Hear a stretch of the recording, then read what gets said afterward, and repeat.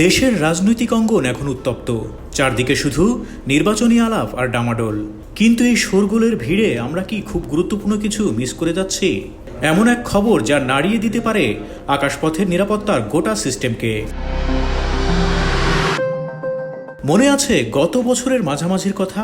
ভারতের আহমেদাবাদে এয়ার ইন্ডিয়ার ফ্লাইট 171-এর সেই ভয়াবহ বিপর্যয়। 260 জন যাত্রী নিয়ে আকাশ থেকে আছড়ে পড়েছিল বিমানটি। মুহূর্তেই ছাই হয়ে গিয়েছিল 260টি প্রাণ। আমরা অনেক বিশেষজ্ঞের মতামত শুনেছি, যান্ত্রিক ত্রুটির কথা শুনেছি, কিন্তু কয়েকদিন আগে ইতালীয় সংবাদপত্র কোরিয়ারে দেলা সেরা যা ফাঁস করেছে তা শুনে আপনার গায়ের লোম খাড়া হয়ে যেতে বাধ্য। তদন্তের জল অনেক দূর গড়িয়েছে। ভারতের বেসামরিক বিমান চলাচল কর্তৃপক্ষ বা ডিজিসিএ এখনও চূড়ান্ত রিপোর্ট দেয়নি, কিন্তু কোরিয়ারে দেলা সেরা তদন্তকারীদের বরাত দিয়ে এক বিস্ফোরক দাবি করেছে।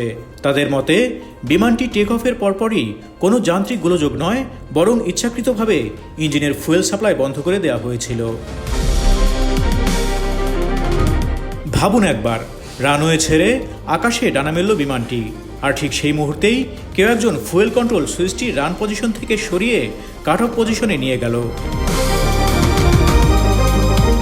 2025 সালের জুলাইয়ে প্রকাশিত এক প্রাথমিক রিপোর্টেও এই ইঙ্গিত দেওয়া হয়েছিল। কিন্তু এখন ককপিট ভয়েস রেকর্ডারের যা তথ্য সামনে আসছে তা কোনো থ্রিলার সিনেমার স্ক্রিপ্টের চেয়ে কম নয়। ব্ল্যাক বক্সের রেকর্ডিংয়ে শোনা গেছে এক রুদ্ধশ্বাস সংলাপ। এক পাইলট অবাক হয়ে চিৎকার করে অন্যজনকে জিজ্ঞেস করছেন, আপনি ফুয়েল সাপ্লাই অফ করলেন কেন?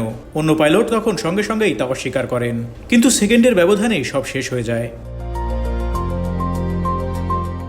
তদন্তকারীদের সন্দেহের তীর এখন ফ্লাইটের কমান্ডিং পাইলট ক্যাপ্টেন সুমিত সবারওয়ালের দিকে। তার সঙ্গে কো পাইলট হিসেবে ছিলেন ফার্স্ট অফিসার ক্লাইভ কুন্ডার। অভিযোগ উঠেছে ক্যাপ্টেন সুমিতই সম্ভবত সেই সুইচটি অফ করেছিলেন। কেন? উত্তরটা লুকিয়ে আছে তার ব্যক্তিগত জীবনে। দুর্ঘটনার মাসখানেক পর জানা যায় ক্যাপ্টেন সুমিত মারাত্মক ডিপ্রেশনে ভুগছিলেন। অবশ্যই মুদ্রার উল্টো পিঠও আছে। ভারতীয় সরকার এখনও কোনো পাইলটকে আনুষ্ঠানিকভাবে দায়ী করেনি। সুমিতের পরিবার এই অভিযোগকে ভিত্তিহীন বলে উড়িয়ে দিয়েছে এবং নতুন করে তদন্তের দাবি জানিয়েছে।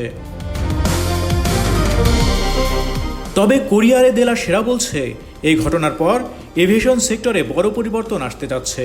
ফাইনাল রিপোর্টে পাইলটদের মানসিক স্বাস্থ্য পরীক্ষার বিষয়ে কড়াকড়ি নিয়ম করার সুপারিশ করা হতে পারে। একজন মানুষের মনের ভেতরের ঝড় যে 260 জনের মৃত্যুর কারণ হতে পারে তা ভাবলেই শিউরে উঠতে হয়। সবশেষে একটি প্রশ্ন থেকেই যায়, যদি সত্যি ইচ্ছাকৃতভাবে সুইচ অফ করা হয়ে থাকে তবে কেন? এটি কি কেবল ডিপ্রেশন, নাকি এর গভীরে লুকিয়ে আছে অন্য কোনো রহস্য? তদন্ত শেষ হবে, রিপোর্ট আসবে, কিন্তু 260 জন মানুষের প্রাণের বিনিময়ে যে প্রশ্নটা রেখে গেল ক্যাপ্টেন সুমিতের সেই সুইচ অফের সিদ্ধান্ত, তা হয়তো চিরকাল অমীমাংসিত রহস্য হয়েই থেকে যাবে।